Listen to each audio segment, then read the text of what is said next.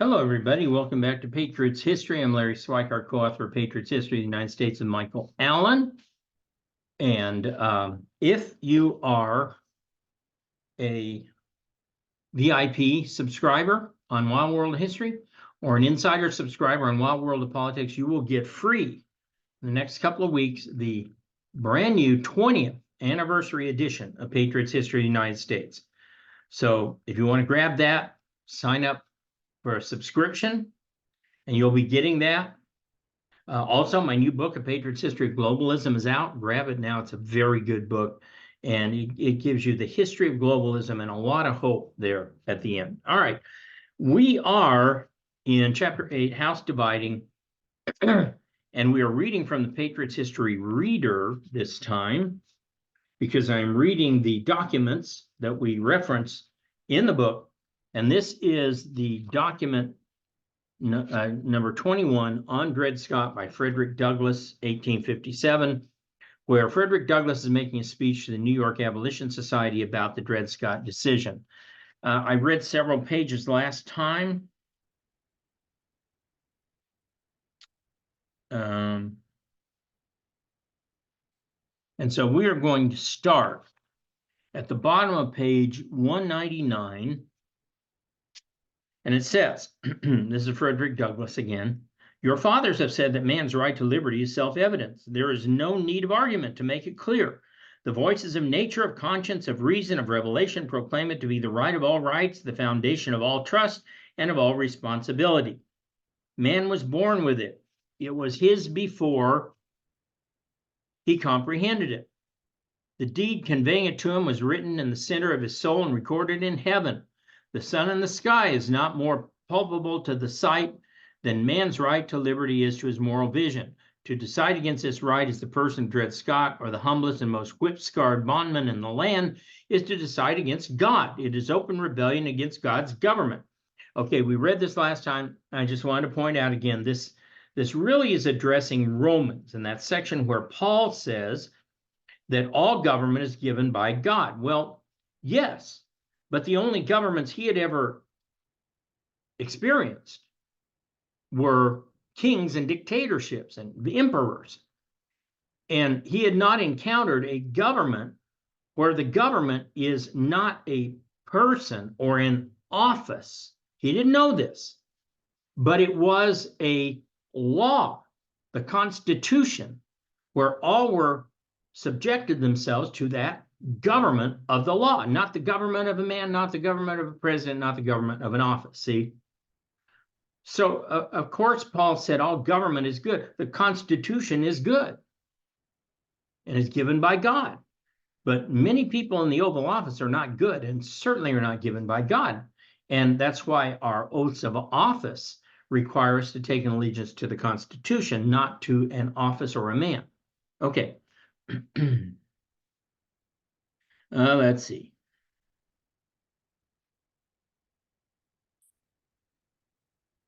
"Such a decision cannot stand. God will be true, though every man be a liar. We can appeal from this hell-black judgment of the Supreme Court to the court of common sense, common humanity. We can appeal from man to God. If there is no justice on earth, there will be justice in heaven." Okay, we read that last time. "If it were at all likely that the people of these free states would tamely submit to this demoniacal judgment, I might feel gloomy and sad over it, and possibly it might be necessary for my people to look for a home in some other country. But as the case now stands, we have nothing to fear." So Douglass is saying today, if there were no chance of overturning this evil government that's in place over us, you might want to look for another place to live, but that's not the case. "In one point of view, we, the abolitionists and colored people, should meet this decision, unlooked for and monstrous as it appears, in a cheerful spirit." Man, can you imagine that? We should meet this 2020 election fraud in a cheerful spirit. Why? Because it's going to open so many eyes and make it possible to defeat these very evil people for a very long time, not just for a 4-year election cycle. "This very attempt to blot out forever the hopes of enslaved people may be one necessary link in the chain of events preparatory to the downfall and complete overthrow of the whole system." Again, 2020 may provide the impetus necessary to overthrow the whole system. The whole history of the anti-slavery movement is studded with the proof that all measures devised and executed with a view to ally and diminish the anti-slavery agitation have only served to increase, intensify, and embolden that agitation. Every attempt to stamp out MAGA and to put down Donald Trump has in fact made him more popular, more successful, more powerful, and have more votes, more people approving of him than Joe Biden. This wisdom of the crafty has been confounded. Well, that's what God says. And the counsels of the ungodly brought to naught. It was so with the Fugitive Slave Bill. It was so with Kansas-Nebraska bill. And it will be so with this last and most shocking of the pro-slavery devices, the Taney decision. When great transactions are involved, where the fate of millions is concerned, where a long-established and suffering people are to be delivered, I am superstitious enough to believe. He doesn't mean that in a witchcraft way. He means that he's aware of the supernatural. To believe the finger of the Almighty may be seen in bringing good out of evil and making wrath of man rebound to his honor, hastening the triumph of righteousness. Amen, hallelujah. I agree that. I didn't like 2020, but I believe that it has caused an awakening. It's been slow simmering, and it's coming to a boil right now. The American people have called upon in the most striking manner to abolish and put away forever the system of slavery. The subject has been pressed upon their attention, all earnestness and sincerity. The cries of the slave have gone forth in the world and up to the throne of God. That decision, in my view, is a meaning of keeping the nation awake on the subject. It is another proof that God does not mean that we shall all go to sleep and forget that we were once a slave-holding nation. Step by step, we've seen the slave power advancing, poisoning, corrupting, and perverting the institutions of the country, growing more and more haughty, imperious, and exacting. Step by step, we've watched the globalists and the elites marching through the institution of this country, turning them into utter demonic creations, right? The white man's liberty has been marked out for the same grave as the black man's.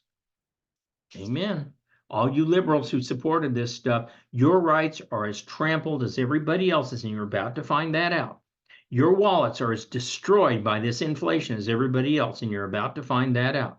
You're starting to see Portland, San Francisco, even Denver, Chicago begin to resist now all the illegal criminal aliens flooding in. You're starting to see them resist the decriminalization of drugs, starting to see them resist the defund the police movements, because these have not been good.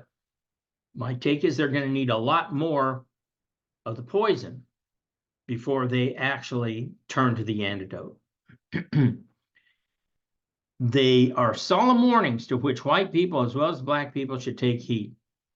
They are solemn warnings to which liberals as well as conservatives should take heed. If these shall fail, judgment more fierce or terrible may come. Don't kid yourself.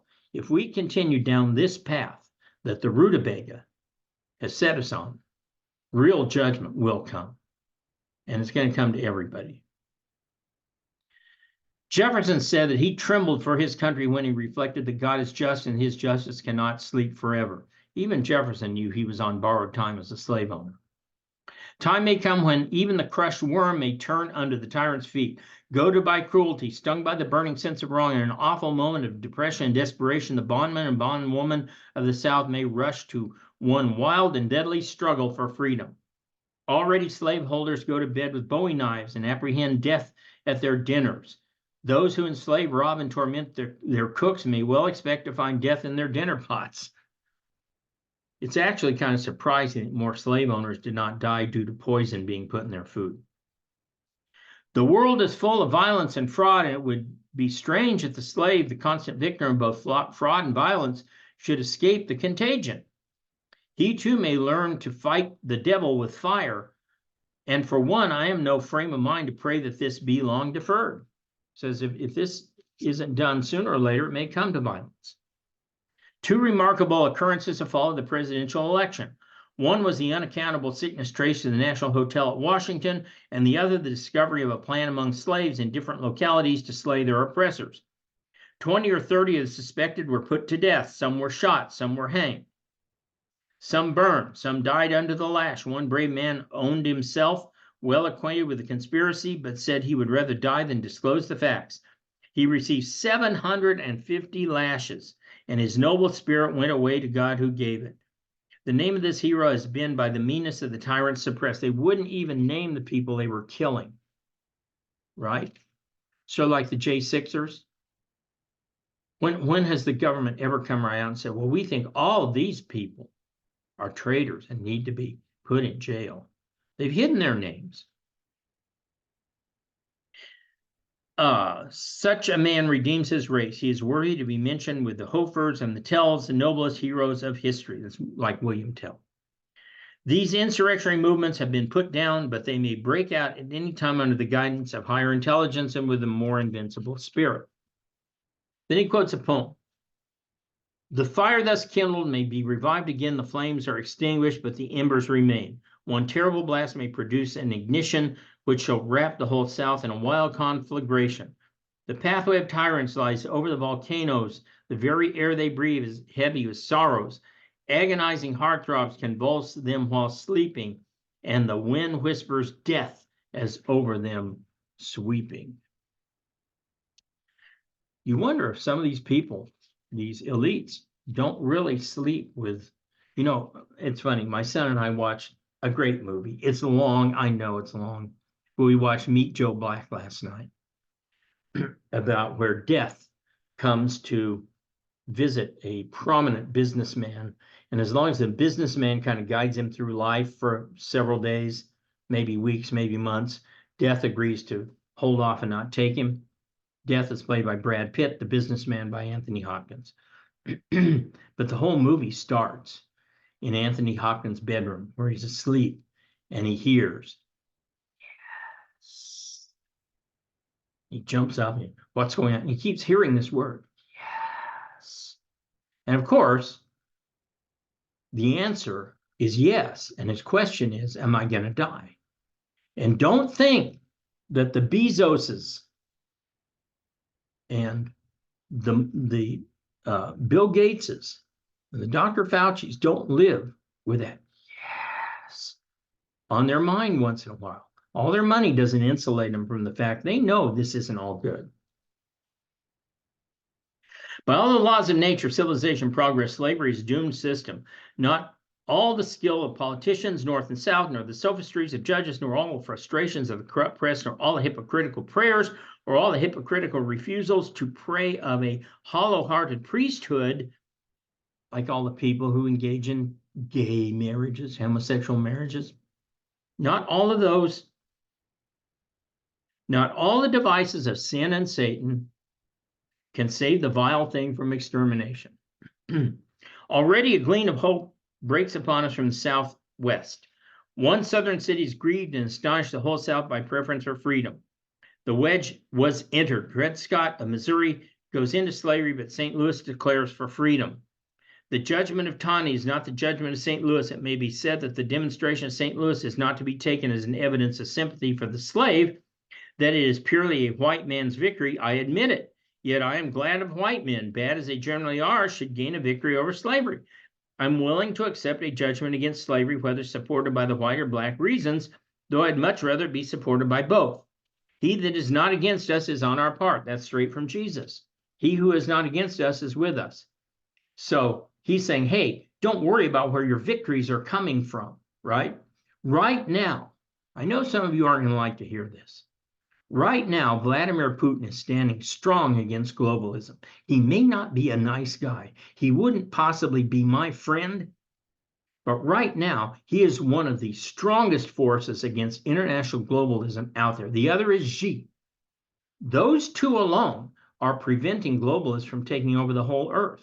And if Trump comes back in, you'll have Trump and Netanyahu and Milei and Meloni and Orban and half a dozen others saying, no, we're done with this, right? But somebody has to hold the line.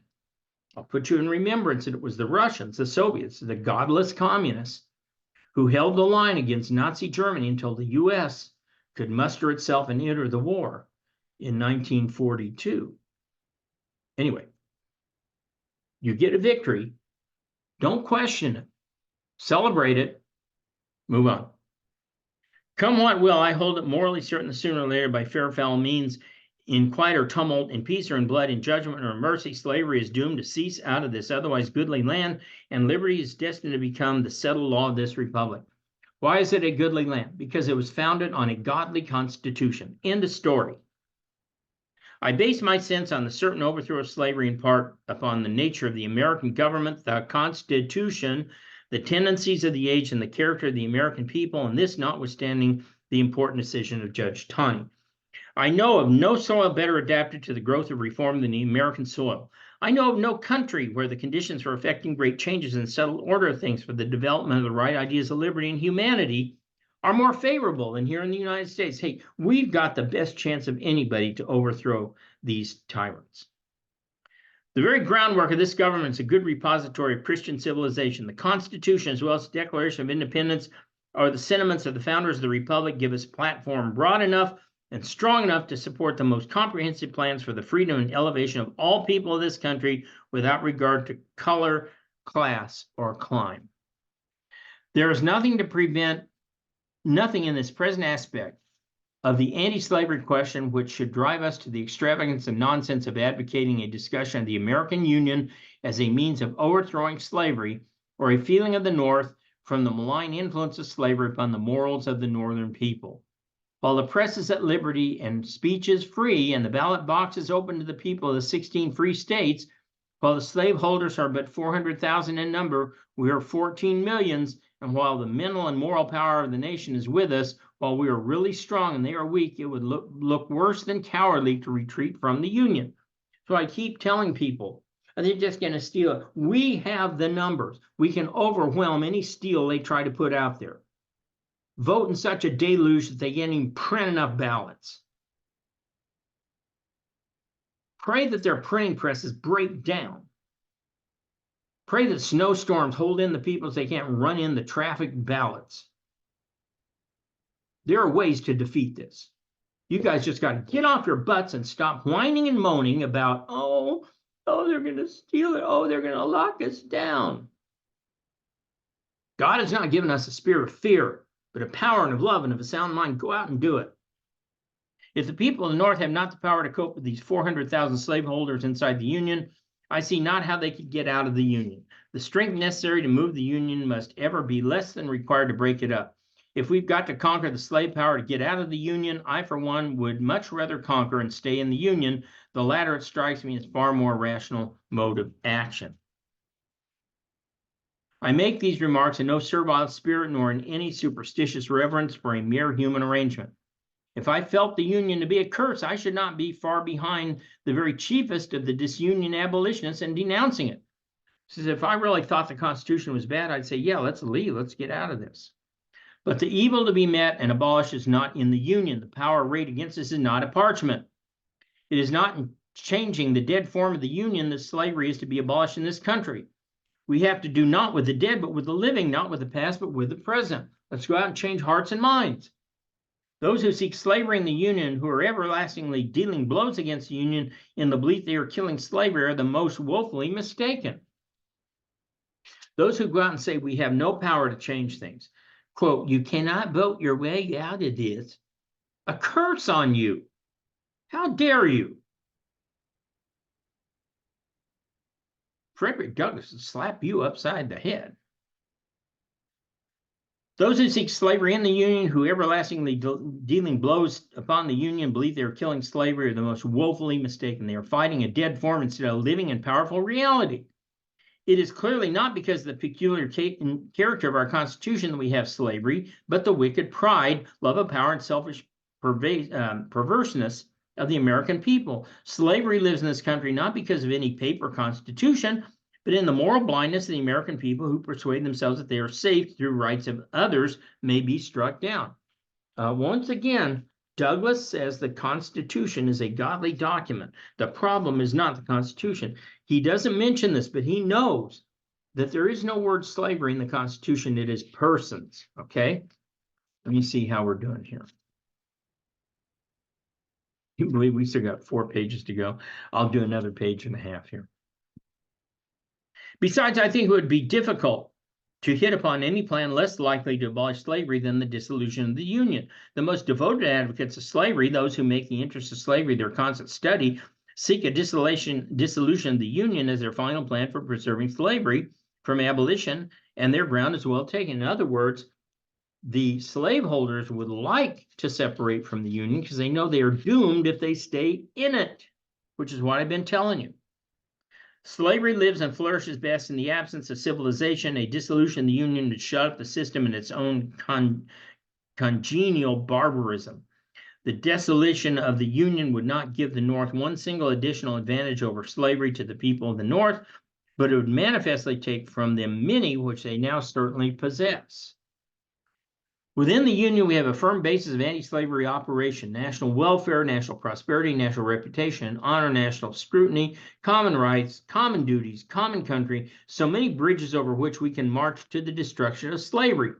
To fling away these advantages because James Buchanan is president or Judge Taney gives a lying decision in favor of slavery does not enter into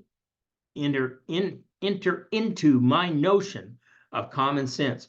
Mr. Garrison and his friends have been telling us that while in the Union, we're responsible for slavery. And in so telling us, he and they have told us the truth. But in telling us that we shall cease to be responsible for slavery by dissolving the Union, he and they have not told us the truth. There now clearly there is no freedom from responsibility for slavery, but in the abolition of slavery. We've gone too far in this business now to sum up our whole duty in the cant phrase of no union with slaveholders. He's talking against those who say we should secede from the South. To desert the family hearth may place a recreant husband out of sight of his hungry children, but it cannot free him of his responsibility. Though he should roll the waters of the three oceans between him and them, he cannot roll from his soul the burden of the responsibility to them. And it was the private family, so in this instance, the national family. To leave the slave in his chains in the hands of cruel masters who are too strong for him is not to free ourselves from responsibility. Again, if I were on board a pirate ship with a company of men and women whose lives and liberties I had put in jeopardy, I would not clear up my soul of their blood by jumping into the longboat and singing out, "No union with pirates." My business would be to remain on board, and while I would never perform a single act of piracy again, I should exhaust every means given me by my position to save lives and liberties of those against whom I had committed piracy. In like manner, I hold it out duty to remain inside this union and use all power to restore the enslaved millions to their precious God-given rights. The more we've done by our voice and our votes in times past to rivet our galling feathers, the more clearly and solemnly comes the sense of duty to remain to undo what we have done. Makes a very strong case here that the North should not be seeking to separate from the South. It needs to fix what it screwed up. Where, I ask, could the slave look for release from slavery if the Union were dissolved? I have an abiding conviction founded upon long and careful study of certain effects of slavery upon the moral sense of slaveholding communities, that if the slaves are to be delivered from bondage, the power will emanate from the free states. All hope that the slaveholders will be self-moved to act in this great justice is groundless and delusive. Now, as of old, the Redeemer must come from above, not beneath. To dissolve the Union would be to withdraw from the emancipating power of the field. It's the same thing with modern crazy liberals. Okay, if they're going to be rescued for their insanity, from their insanity, we're going to have to be the ones to do it. Can't just say, well, give them San Francisco and Chicago and New York, and we'll all go to the red states. And I don't blame you if you want to move. I understand that. I'm just saying that ultimately they must be engaged, not isolated. But I am told this is the argument of expediency. I admit it and prepared to show what is expedience in this instance is right. Do justice though the heavens fall. Yes, that is a good motto, but I deny it would be doing justice to the slave to dissolve the Union and leave the slave in his chains, and to get out by clemency in this matter of strength of his arms. Justice in the slave is to break his chains. Going out of the Union is to leave him in his chains and without any probable chance of getting out of them. But I come now to the great question as to the constitutionality of slavery. The recent slaveholding decision, as well as the teachings of anti-slavery men, make this a fit time to discuss the constitutional pretensions of slavery. So that's a very good place for us to stop now as he goes into a constitutional argument. All right, this has been Patriot's History. Get a copy of Patriot's History of Globalism, folks. It's a great book. You're going to love it. part history, part hope. Also, remember, if you're a member of the subscribers, either VIP in the Wild World of History or Insider in Wild World of Politics, expect in your email very soon the 20th anniversary edition of Patriots History of the United States. And as I said, the way this works is it's a PDF, one brand new chapter, 2018 to 2023, and about 20 pages, typewritten pages, of new insertions and additions. And it will show up like this. You'll be reading through Patriots History, and it'll say on page 167 at the end of the third paragraph, insert this. So you'll stop reading Patriots History and you'll look at the PDF and read from the PDF. It's the best I can do. The publisher won't publish a 20th anniversary edition, and we are contractually bound from presenting a full new book. We can't do that. So this is the best we can do, but you'll get that free if you're an insider on Wild World of Politics, if you're a VIP subscriber on Wild World History. All right, I may be here Wednesday. I definitely will not be here Friday because I'm going to the first of many homeschool conventions in Greenville, South Carolina. If you're there or in the neighborhood, come see me. Let me know you're coming at Larry@wildworldofhistory.com and give me a note, and I'll make sure you're on the visitor list and can get into my talks or whatever. You can see the schedules up on the website. If you want to know specifically when my talks are, there's one each day, Friday and Saturday. I don't know exactly when I'm speaking, but email me and I'll tell you. All right, I will see you guys back here next time, Wednesday or maybe next Monday.